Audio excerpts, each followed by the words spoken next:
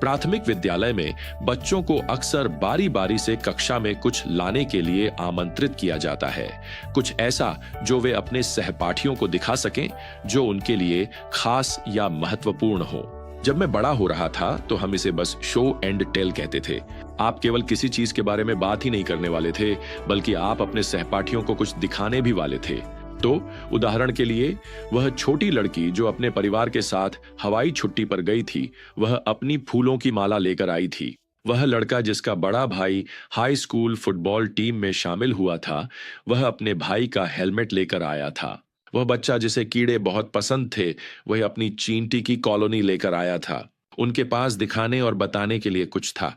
मैं कभी नहीं भूलूंगा जब एक दोपहर हमारी पड़ोसी हमारे घर आई थी। उनका बेटा किंडरगार्टन में था और हमारी सबसे छोटी बेटी भी। हालांकि वे अलग अलग स्कूलों में जाते थे, लेकिन अक्सर पड़ोस में साथ खेलते थे। तो उसकी कक्षा में अगले दिन शो एंड टेल होने वाला था और वह हमारी बेटी को अपनी कक्षा में शो एंड टेल के रूप में ले जाना चाहता था। इस पर उस लड़के की माँ और मेरी पत्नी को यह अब तक की सबसे प्यारी बात लगी और मैं सोच रहा था, कभी नहीं, तुम मेरी छोटी बेटी को अपनी कक्षा में ले जाकर सबको नहीं दिखा सकते। मुझे फर्क नहीं पड़ता कि तुम पड़ोसी दोस्त हो या नहीं। खैर, जाहिर है मेरी पत्नी और पड़ोसन ने बहस जीत ली और हमारी छोटी बेटी अगले दिन उस छोटे लड़के की शो एंड टेल बनकर गई। जिंदगी फिर कभी वैसी नहीं रही।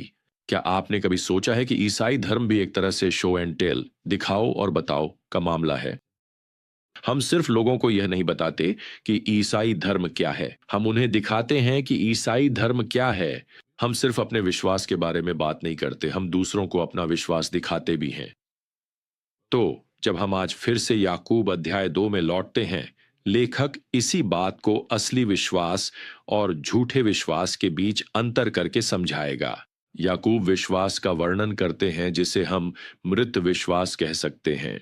वह यहां पद 14 में लिखते हैं, मेरे भाइयों, यदि कोई कहे कि उसके पास विश्वास है पर कर्म नहीं, तो उसका विश्वास किस काम का? क्या वह विश्वास उसे बचा सकता है? अब याकूब आगे पद 15 और 16 में इस तरह के खोखले या मृत विश्वास का उदाहरण देते हैं।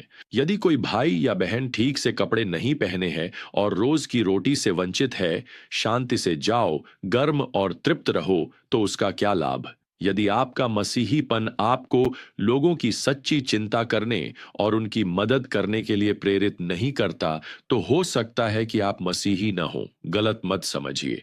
आप विश्वास और कर्म दोनों से नहीं, बल्कि केवल विश्वास से उद्धार पाते हैं। लेकिन याकूब इस बात को स्पष्ट कर रहे हैं। दूसरों के प्रति उदासीनता इस बात का संकेत है कि आपके पास सच्चा विश्वास नहीं है। किसी जरूरतमंद को बेरुखी से यह कहकर टाल देना, ठीक है, शांति से जाओ, गर्म और तृप्त रहो, यह आपको आध्यात्मिक या मसीह जैसा तो दिखा सकता है, लेकिन यह वास्तव में मसीह के स्वभाव को नहीं दर्शाता और न ही मसीह में सच्चे विश्वास को प्रकट करता है। देखिए, शब्द बिना कर्म के खोखले होते हैं। सिर्फ शब्दों वाला विश्वास मृत विश्वास है। याकूब यहां 17वें पद में आगे कहते हैं, वैसे ही यदि विश्वास में कर्म नहीं है तो वह अपने आप में मरा हुआ है। वह इस तर्क को 18वें पद में आगे बढ़ाते हैं। कोई कहेगा, तेरे पास विश्वास है और मेरे पास कर्म है। याकूब उत्तर देते हैं, ठीक है, अपने कर्मों के बिना मुझे अपना विश्वास दिखाओ और मैं अपने कर्मों से तुम्हें अपना विश्वास दिखाऊंगा। वह यहां क्या कह रहे हैं? यह है, तुम बिना कुछ किए मुझे अपना विश्वास दिखाने की कोशिश करो। यह असंभव है, लेकिन मैं बिना कुछ कहे भी तुम्हें अपना विश्वास साबित कर सकता हूं। बस मुझे देखो। देखिए, याकूब बस यह बात स्पष्ट कर रहे हैं कि अच्छे कर्म आपको उद्धार नहीं देते, लेकिन परमेश्वर की मंशा है कि वे संसार को दिखाएं कि आप उद्धार पा चुके हैं। वास्तव में यहां याकूब ने पद 18 में जो दिखाने के लिए शब्द इस्तेमाल किया है, उसका अर्थ है उजागर करना, प्रदर्शित करना, दिखाना। और यहां फिर वही दिखाओ और बताओ की बात आ जाती है। मुझे सिर्फ मसीहियत के बारे में मत बताओ, मुझे मसीहियत दिखाओ। खैर, यहां एक और उदाहरण है जो याकूब की बात को और मजबूत करता है। वे पद 19 में लिखते हैं, तुम मानते हो कि परमेश्वर एक है, तुम अच्छा करते हो, दुष्ट आत्माएं भी मानती हैं और कांपती हैं। अब इस पत्र के प्रारंभिक पाठक मुख्य रूप से यहूदी विश्वासी थे। वे सही रूप से मानते थे कि केवल एक ही सच्चा और जीवित परमेश्वर है। लेकिन याकूब यहां प्रभावी रूप से घोषणा करते हैं, तो क्या दुष्ट आत्माएं भी मानती हैं कि केवल एक ही सच्चा और जीवित परमेश्वर है?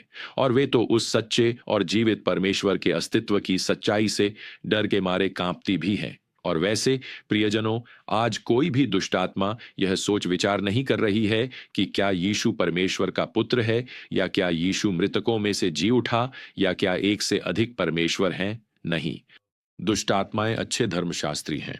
वे सत्य को जानती हैं, लेकिन वे फिर भी दुष्ट आत्माएं ही रहती हैं। क्यों? क्योंकि उन्होंने उस सत्य को ठुकरा दिया है। वे जानती हैं। तो सवाल यह है, आपकी आस्था को दुष्ट आत्माओं की आस्था से अलग क्या बनाता है? मैं आपको बताता हूं। यह उससे कहीं अधिक है जितना आप कहते हैं कि आप मानते हैं। आखिरकार दुष्ट आत्माएं भी विश्वास करती हैं, क्योंकि वे परमेश्वर सत्य स्वीकार करती हैं। फर्क यह है कि एक मसीही के रूप में आपने अपने पाप को स्वीकार किया है और अपना जीवन मसीह को समर्पित किया है।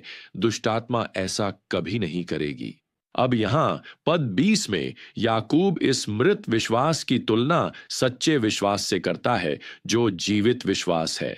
और एक बार फिर याकूब के पास हमारे लिए यहां पद 20 और 21 में एक सवाल है।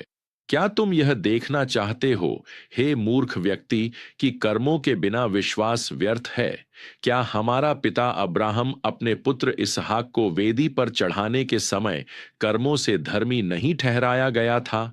प्रियजनों, यह पहली बार में चौंकाने वाला लग सकता है, खासकर जब प्रेरित पौलुस ने अब्राहम का उदाहरण दिया कि धर्मी ठहराया जाना विश्वास से है, कि अब्राहम का परमेश्वर के वचन पर भरोसा करना उसके लिए धार्मिकता गिना गया।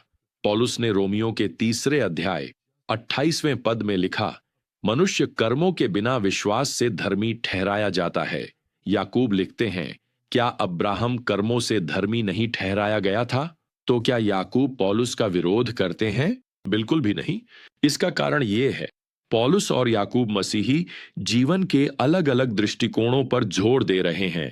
पौलुस अब्राहम के परमेश्वर की दृष्टि में धर्मी ठहराए जाने पर जोर देते हैं, और वह केवल विश्वास से उत्पन्न होता है। रोमियो 4 पद 3।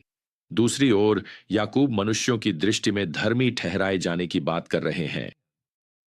परमेश्वर हमारा विश्वास देख सकते हैं, लेकिन मनुष्य नहीं देख सकते। वे केवल हमारे अच्छे कर्मों को ही देख सकते हैं। किसी ने एक बार लिखा था कि विश्वास कैलोरी की तरह है, वे अदृश्य होती हैं, लेकिन आप उनके परिणाम देख सकते हैं। तो पौलुस चाहते हैं कि हम अपनी धार्मिकता को परिभाषित करें, और वह विश्वास के द्वारा है। याकूब चाहते हैं कि हम अपनी धार्मिकता को प्रदर्शित करें, और वह अच्छे कर्मों के द्वारा है। कोई भी आपके विश्वास को नहीं देख सकता, यह अदृश्य है। वे आपके कर्मों को देख सकते हैं। अब याकूब यहां पद 26 में इस उदाहरण के साथ निष्कर्ष निकालते हैं, क्योंकि जैसे शरीर आत्मा के बिना मरा हुआ है, वैसे ही विश्वास भी कर्मों के बिना मरा हुआ है। दूसरे शब्दों में, यह सच्चा जीवित विश्वास नहीं है।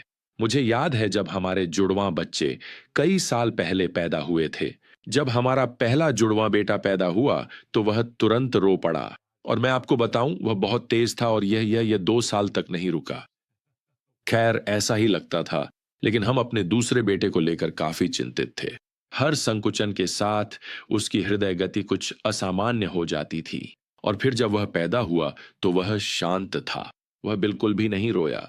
फिर डॉक्टर ने उसकी पीठ पर हल्की सी थपकी दी, और उसका छोटा सा शरीर असहमति में मरोड़ गया, और उसने जोर से रोना शुरू कर दिया।